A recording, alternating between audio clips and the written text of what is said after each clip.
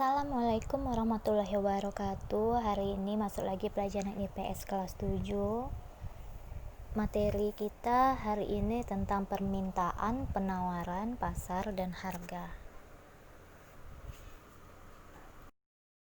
Yang pertama, kita akan membahas tentang permintaan atau disebut juga sebagai demand.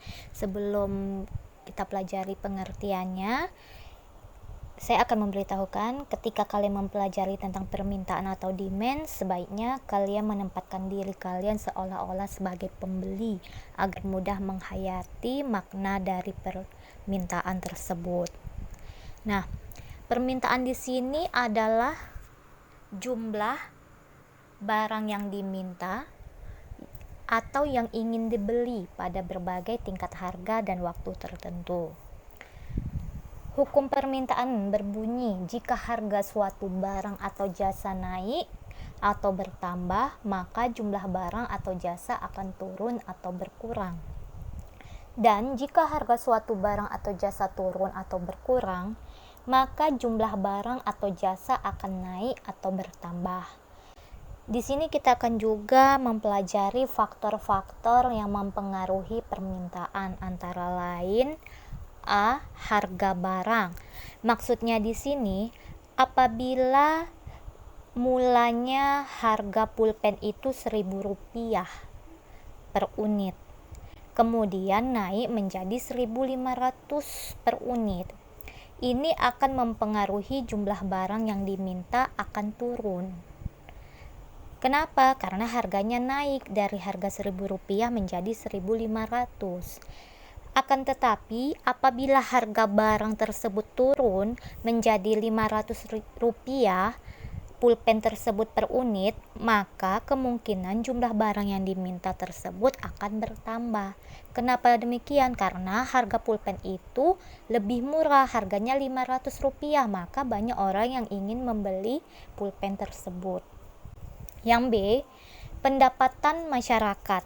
Maksudnya di sini berhubungan dengan uang seseorang. Jadi jika pendapatan seseorang itu naik, maka jumlah barang yang diminta bertambah. Sebaliknya, jika pendapatan seseorang turun, maka jumlah barang yang diminta berkurang. C. Selera masyarakat. Maksudnya di sini, apabila orang tersebut menyukai suatu barang, walaupun harga tersebut mahal, maka pembeli itu tidak menghiraukan adanya kenaikan. Tetapi apabila selera masyarakat itu rendah, maka permintaan barang juga rendah. Yang D, kualitas barang.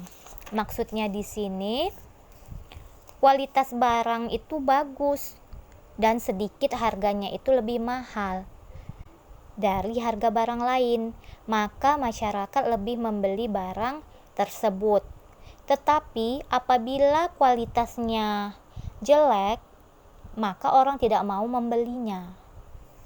Yang E, harga barang lain. Apabila harga kopi lebih mahal dari harga teh, maka masyarakat lebih memilih teh.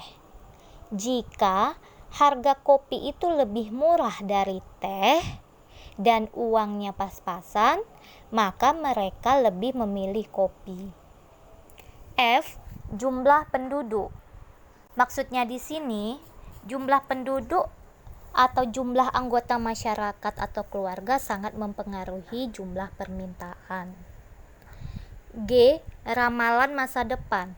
Maksudnya di sini, harga barang itu cenderung berubah-ubah, bahkan cenderung naik. Apalagi kalau mendekati Lebaran Haji, itu semua Lebaran Haji, Idul Fitri, Tahun Baru, itu semua harga barang lebih mahal dibandingkan hari-hari biasa.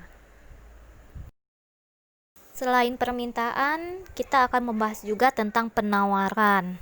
Penawaran ini biasanya dilakukan oleh pedagang atau produsen sebagai penghasil barang.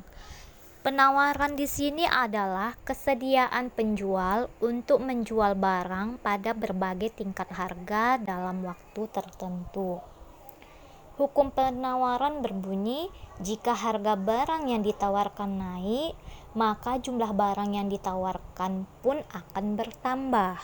Dan jika harga barang yang ditawarkan turun, maka jumlah barang yang ditawarkan akan berkurang. Faktor-faktor yang mempengaruhi penawaran antara lain A. Biaya produksi. Maksudnya di sini, tinggi rendahnya biaya produksi yang dikeluarkan akan menentukan pula harga barang.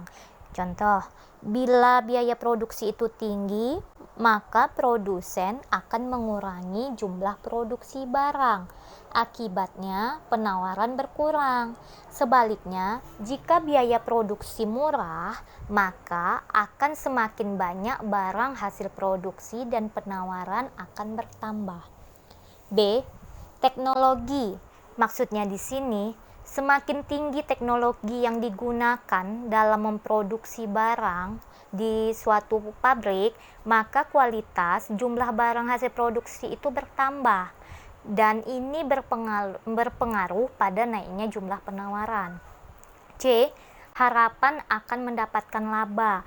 Maksudnya di sini, dengan harapan seseorang itu memperoleh keuntungan atau disebut juga sebagai laba yang banyak, maka produsen itu berlomba untuk meningkatkan produksinya serta memperluas dan mengembangkan usahanya guna memperoleh keuntungan yang besar. Maka dari itu, makanya seorang pedagang itu memilih suatu barang itu yang berkualitas dengan harga yang tidak terlalu mahal, maka banyak pembeli yang membeli barang dia.